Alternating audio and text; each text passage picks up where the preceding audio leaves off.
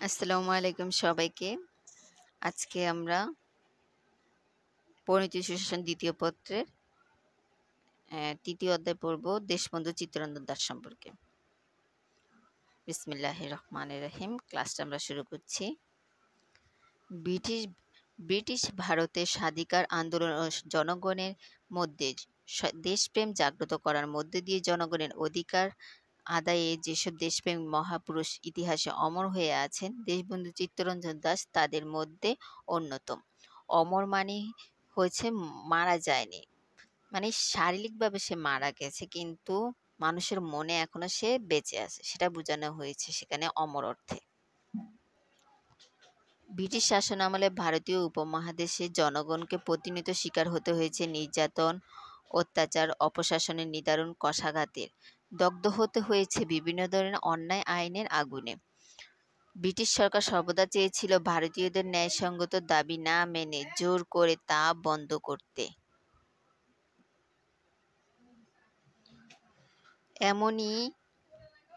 এমনই দাবি ও আন্দোলনের মধ্যে খেলাফত এবং অসহযোগ আন্দোলন অন্যতম। খেলাফত আন্দোলন হয়েছে 1920 সালে।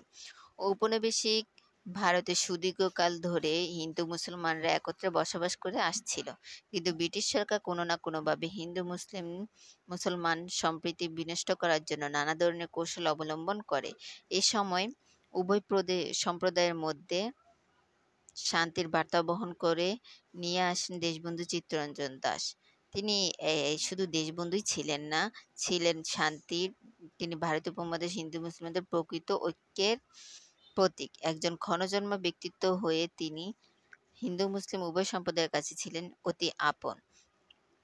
বিশাল এবং উদার মানসিকতা তাকে বিশেষ ব্যক্তিত্বে পরিণত করে।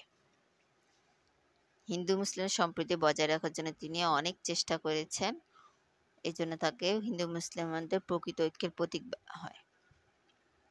জীবনী: বাংলার বন্ধু, বাঙালির বন্ধু, হিন্দু মুসলিমের সেতু বন্ধনের মূর্ত প্রতীক দেশবন্ধু চিত্তরঞ্জন দাশ 1870 সালে 5ই নভেম্বর তৎকালীন ব্রিটিশ ভারতের অন্তর্গত মুন্সিগঞ্জের টঙ্গিবাড়ি উপজেলার বিক্রমপুরের তেলিরবাগ এক সম্ভ্রান্ত হিন্দু পরিবারে জন্মগ্রহণ করেন। কত সালে জন্মগ্রহণ? 1870 সালে 5ই নভেম্বর ব্রিটিশ ভারতের অন্তর্গত মুন্সিগঞ্জের টঙ্গিবাড়ি উপজেলার বিক্রমপুর তেলিবাগে সম্ভ্রান্ত হিন্দু পরিবারে জন্মগ্রহণ করেন। তার পিতার নাম ভুবন মোহন দাস, মাতার নাম দুর্গা মোহন দাস। ছোটবেলা থেকে তিনি প্রখর মেধার অধিকারী ছিলেন। তিনি প্রেসিডেন্সি কলেজ থেকে বিএ পাশ করেন। দেশবন্ধু চিত্তরঞ্জন দাশ কোন কলেজ থেকে বিএ পাশ করেন? প্রেসিডেন্সি কলেজ থেকে বিএ পাশ করেন। তার পিতা ছিলেন কলকাতা হাইকোর্টের সলিসিটর।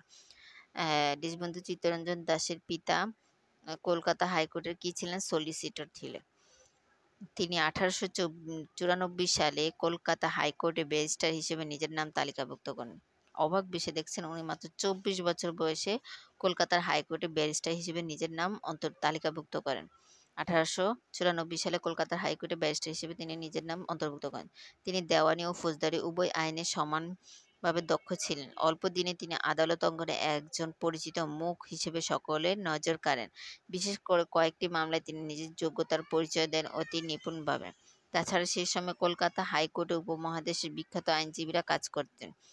সেখান থেকে আলাদা মাপের আইনজীবী হিসেবে তিনি নিজেকে প্রতিষ্ঠিত করতে পেরেছিলেন। এজন্য তিনি তার সময় অন্যতম বৃহৎ অঙ্কের আয় অর্জনকারী আইনজীবী হয়েছিলেন।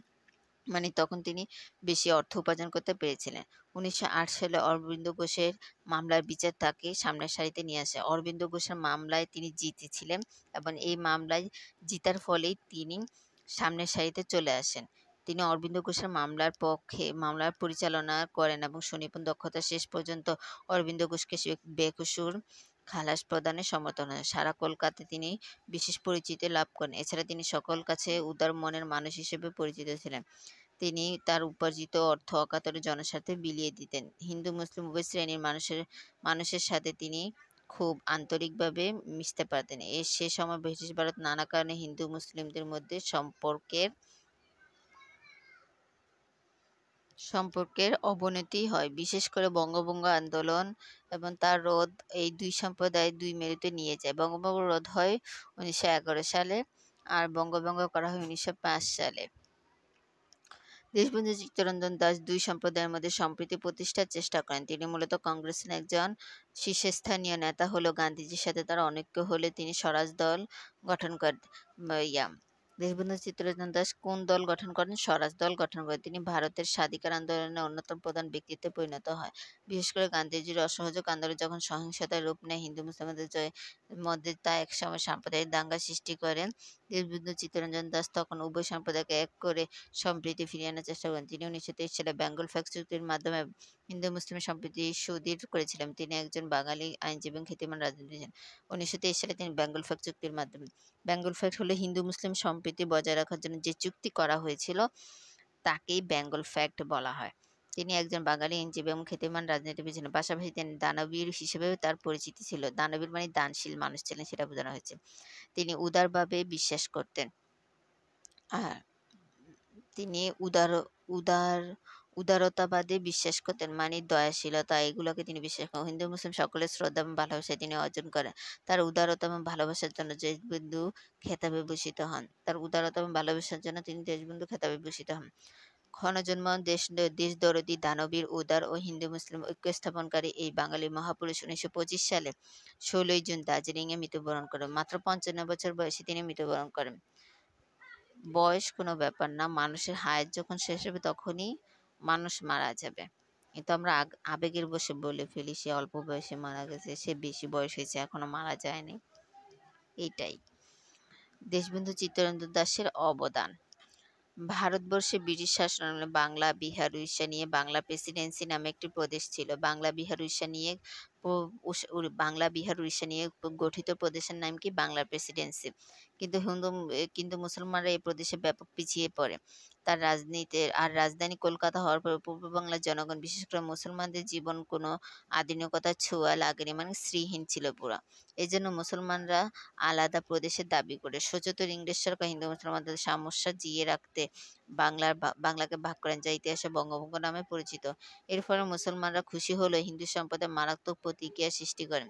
হিন্দু সম্প্রদায় প্রতিক্রিয়া সৃষ্টি করার কারণ তারা ভেবেছিল ব্রিটিশরা রাজনৈতিক কারণে এই বাংলাকে ভেঙে দিচ্ছে, কারণ বাংলাকে ভেঙে দিলে তখন আর হিন্দু মুসলিম একত্র হয়ে আন্দোলন করতে পারবে না, একত্র হয়ে কাজ করতে পারবে না। সেজন্য হিন্দুরা আন্দোলন করেছিল। হিন্দু জাতীয়তাবাদী নেতাদের নেতৃত্বে বাংলায় ব্রিটিশ বিরোধী আন্দোলন শুরু হয় এবং বিলিতি পণ্য তখন বয়কট করা হয়েছিল। বঙ্গভঙ্গ রদ আন্দোলন শুরু হলে হিন্দু সম্প্রদায়ের মধ্যে এক সন্ত্রাসবাদী গোষ্ঠী সৃষ্টি হয়। ফলে 1911 সালে বঙ্গভঙ্গ রদ করা হয়। বঙ্গভঙ্গ রদ হয় ভারতীয় উপমহাদেশে, বিশেষ করে বাংলায় হিন্দু মুসলমানদের সম্প্রীতি বিনষ্ট হয়, সাম্প্রদায়িক স্বাতন্ত্র্যবোধ প্রসার লাভ করে, ধর্মকেন্দ্রিক জাতীয়তার বীজ অঙ্কুরিত হয়। আর এই 1911 সালে বঙ্গভঙ্গ রদ করে মুসলমানরা অসন্তুষ্টি হয়। সেজন্য ব্রিটিশরা ঢাকা বিশ্ববিদ্যালয় প্রতিষ্ঠা করে 1921 সালে মুসলমানদের সন্তুষ্টি করার জন্য, লর্ড কার্জনের সময়। সেজন্য ঢাকা বিশ্ববিদ্যালয়ের কার্জন হল একটা আছে, যে ওইটা লর্ড কার্জনের নামেই রাখা হয়েছে। প্রথম বিশ্বযুদ্ধ কত সালে হয় আপনাদের মনে আছে নিশ্চয়ই? 1914 সালে প্রথম বিশ্বযুদ্ধ হয়। তুর্কি ও জার্মান অক্ষশক্তি ব্রিটেনের নেতৃত্বাধীন মিত্রশক্তির নিকট পরাজিত হয়। ব্রিটেনের মিত্রশক্তির রচিত সেভার্স চুক্তি 1917 সালে, সেভার্স চুক্তিতে উল্লেখ ছিল যে তুরস্ককে মানে ভেঙে ফেলবে, তুরস্ক সাম্রাজ্যকে ভেঙে ফেলবে। সেভার্স চুক্তি অনুযায়ী তুরস্ক সাম্রাজ্য এবং তুরস্ক খেলাফতকে হুমকির সম্মুখীন হয় এবং তুরস্কের ধর্মীয় অনুভূতির প্রতি অবমাননাকর সুর ধ্বনিত হয়। তুরস্ককে ভেঙে অনেকগুলো দেশ প্রতিষ্ঠিত হয়, সেগুলো আমার এখন আপাতত মনে নেই। এই সময় বাংলার মুসলমানরা নেতৃত্বে তুরস্কের খেলাফত রক্ষার্থে ব্রিটিশ সরকারের বিরুদ্ধে 1920 সালে এক দুর্বার আন্দোলন গড়ে তোলেন, যা খেলাফত আন্দোলন নামে পরিচিত। এতে নেতৃত্ব দেন মাওলানা মুহাম্মদ আলী, মাওলানা শওকত আলী, মাওলানা আবুল কালাম আজাদ। মাওলানা মুহাম্মদ আলী, মাওলানা শওকত আলী, মাওলানা আবুল কালাম আজাদ তখন মাওলানা আব্দুল হামিদ খান বাসানিও জড়িত ছিল। তখন তিনি এত পরিচিত লাভ করতে পারেননি। আর এই আন্দোলনের সময় ব্রিটিশ সরকার বলেছিল যে তারা খেলাফতের জন্য হুমকি স্বরূপ হবে না। এখানে মুসলমানরাও যুদ্ধে মুসলমানরাও অংশগ্রহণ করেছিল ব্রিটিশদের পক্ষ হয়ে, কিন্তু পরবর্তীতে দেখা গেল খেলাফতকেই তারা নষ্ট করে দিল। এদিকে 1920 সালে মহাত্মা গান্ধীর নেতৃত্বে অহিংস অসহযোগ আন্দোলন শুরু হয়। তিনি খেলাফতের আন্দোলনের প্রতি সমর্থন দেন। উভয় আন্দোলন পাশাপাশি চলতে থাকে। ব্রিটিশ সরকার উভয় আন্দোলনের বিনষ্ট করার জন্য প্রচণ্ড দমন নীতি শুরু করে। সরকার রাওলাট আইনের মাধ্যমে আন্দোলনে অংশগ্রহণকারীদের দৌড়ে দৌড়ে জেলে ভরে নেয় এবং বিনা বিচারে আটকে রাখে। রাওলাট আইনের প্রতিবাদে পাঞ্জাবের জালিয়ানওয়ালাবাগের এক জনসভা অনুষ্ঠিত হয়। পাঞ্জাবের জালিয়ানওয়ালাবাগে এক জনসভা অনুষ্ঠিত হয়। এই জনসভায় বানচাল করার জন্য জেনারেল ডায়ারের নেতৃত্বে জনসভাতে গুলি চালানো হয়। জেনারেল ডায়ারের নেতৃত্বে জনসভাতে গুলি চালানো হয় কোথায়? পাঞ্জাবের জালিয়ানওয়ালাবাগে। কিন্তু খেলাফত এবং অসহযোগ আন্দোলনের তীব্রতা এতই বৃদ্ধি পায় যে গান্ধীজির আয়ত্তের বাইরে চলে যায়। মানে হিন্দুরা মুসলমানদের উপর আক্রমণ করে একটা সাম্প্রদায়িক দাঙ্গার সৃষ্টি হয়েছিল তখন। অনেক স্থানে হিন্দু মুসলিম সাম্প্রদায়িক দাঙ্গা সৃষ্টি হয়। ব্রিটিশ সরকার নির্মমভাবে দাঙ্গা দমন করে এবং অসহযোগ আন্দোলনের ফলে সাম্প্রদায়িক সংকট তীব্র আকার ধারণ করে এবং হিন্দু মুসলিম সম্প্রীতি একেবারে ভেঙে পড়ে। এ সময় গান্ধীজির দলের নেতারা জোরালোভাবে তার সমালোচনা করতে থাকে এবং কংগ্রেসের মধ্যে ভাঙন ধরে। এর ফলে দেশবন্ধু চিত্তরঞ্জন দাস কংগ্রেস থেকে বের হয়ে একটি নতুন দল গঠন করে। দলটির নাম হচ্ছে স্বরাজ দল। গান্ধীজির অসহযোগ আন্দোলন নিয়ন্ত্রণ হারিয়ে ফেলে এবং এর ফলে সৃষ্ট হিন্দু মুসলিম সাম্প্রদায়িক দাঙ্গায় কংগ্রেস নেতারা গান্ধীজির সমালোচনার মুখর হয়ে ওঠেন। বিশেষ করে বাংলার সাম্প্রদায়িক সম্প্রীতি নষ্ট হওয়ায় সবচেয়ে বিচলিত হয়ে পড়েন বাংলার নেতা দেশবন্ধু চিত্তরঞ্জন দাস। তিনি কংগ্রেস ছেড়ে দেশে আলাদা হয়ে স্বরাজ দল গঠন করেন, আমি যেটা বলেছিলাম। এরপর তিনি বাংলায় মুসলমান নেতৃবৃন্দের সাথে আলাপ আলোচনা করে সাম্প্রদায়িক সম্প্রীতি ফিরিয়ে আনার চেষ্টা করেন। চিত্তরঞ্জন দাস এটাও লক্ষ্য করেন যে বাংলায় 60% মুসলমান হওয়া সত্ত্বেও সরকারি চাকরিতে এবং অন্যান্য ক্ষেত্রে তাদের অবস্থান খুবই নগণ্য। তিনি মুসলমান নেতৃত্ববৃন্দের সাথে আলাপ আলোচনা করে একটি চুক্তি করেন হিন্দু মুসলিম সম্প্রীতির জন্য, সেটাকেই বেঙ্গল ফ্যাক্ট বলা হয়। আর বেঙ্গল ফ্যাক্ট করা হয় 1923 সালে। এটা এমসিকিউতে আসে, জ্ঞানমূলকে আসে, আমাদের সেটাও স্মরণে রাখতে হবে। স্যার আব্দুল রহিম, স্যার আব্দুল করিম, মাওলানা আকরাম খান, মনিরুজ্জামান ইসলামাবাদী, মৌলভী মজিবুর রহমান প্রমুখ নেতাদের সাথে আলাপ আলোচনা করেন। কাদের সাথে আলাপ করেন? স্যার আব্দুল রহিম, স্যার আব্দুল করিম, মাওলানা আকরাম খাঁ, মনিরুজ্জামান ইসলামাবাদী, মৌলভী মজিবুর রহমান প্রমুখ মুসলিম নেতার সাথে আলাপ আলোচনা করে 1923 সালে হিন্দু মুসলিমের সম্প্রীতি উন্নয়ন এবং সুদৃঢ় করার জন্য একটি চুক্তি করা হয়। ইতিহাসে এটি বেঙ্গল ফ্যাক্ট নামে পরিচিত। বেঙ্গল ফ্যাক্ট করা হয় কত সালে? 1923 সালে। দেশবন্ধু চিত্তরঞ্জন দাস এবং মুসলিম নেতৃবৃন্দ কর্তৃক প্রণীত হিন্দু মুসলিম সম্প্রীতি জোরদার করার চুক্তি বেঙ্গল ফ্যাক্টের মূল কথাগুলো হলো: স্থানীয় স্বায়ত্তশাসিত প্রতিষ্ঠানগুলোতে প্রতিটি জেলায় সংখ্যাগরিষ্ঠ সম্প্রদায়কে শতকরা 60টি আসন দিতে হবে এবং সংখ্যালঘিষ্ঠ সম্প্রদায়কে শতকরায় 40টি আসন দিতে হবে। সরকারি দপ্তরে মুসলমানদের জন্য 55% চাকরি বা পদ সংরক্ষিত থাকবে। যে পর্যন্ত সমতার পর্যায়ে না পৌঁছায় ততক্ষণ সে পর্যন্ত তাদের মধ্যে শতকরা 80 জনকে ন্যূনতম যোগ্যতার ভিত্তিতে সরকারি চাকরিতে নিয়োগ করা হবে।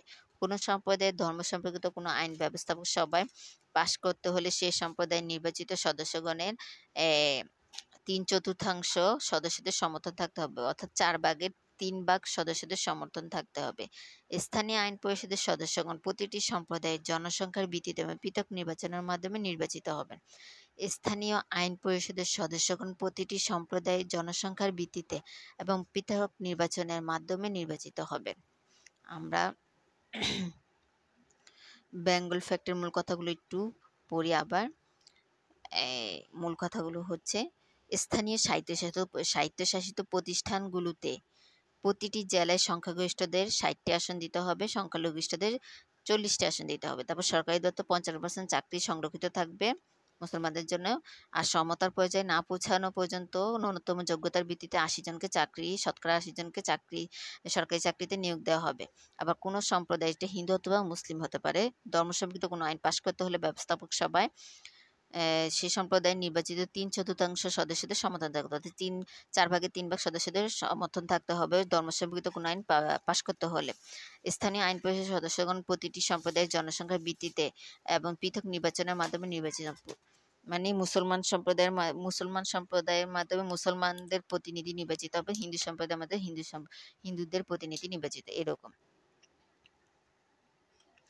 বাঙালি প্রাণের নেতা, স্বরাজ দলের প্রতিষ্ঠাতা, মানবদরদী, উদার ব্যক্তিত্ব, সকলের শ্রদ্ধার পাত্র দেশবন্ধু চিত্তরঞ্জন দাশ ছিলেন খাঁটি বাঙালি। তিনি সকল বাঙালিদের ভালোবাসতেন। তিনি হিন্দু মুসলিম ও নির্বিশেষে একটি সুন্দর বাংলার স্বপ্ন দেখতেন। এজন্য মুসলিম সভ্যদের সাথে আলোচনা করে বেঙ্গল ফ্ল্যাগ চুক্তি করেন। হিন্দু মুসলিম সাম্প্রদায়িক দাঙ্গা থেকে জনগণকে বাঁচানোর জন্য তিনি নানা পদক্ষেপ নিয়েছিলেন। বঙ্গভঙ্গ, খেলাফত আন্দোলন, অসহযোগ আন্দোলন যখন ব্যর্থ হয়, সচেতন ইংরেজ সরকার কৌশলে বাংলা হিন্দু মুসলিমের সাম্প্রদায়িক দাঙ্গার পরিবেশ ত্বরান্বিত করেন। তাদের একটি রুলস ছিল ভাগ করো, শাসন করে নীতি। তখন এটাই ছিল তাদের মূল রুলস।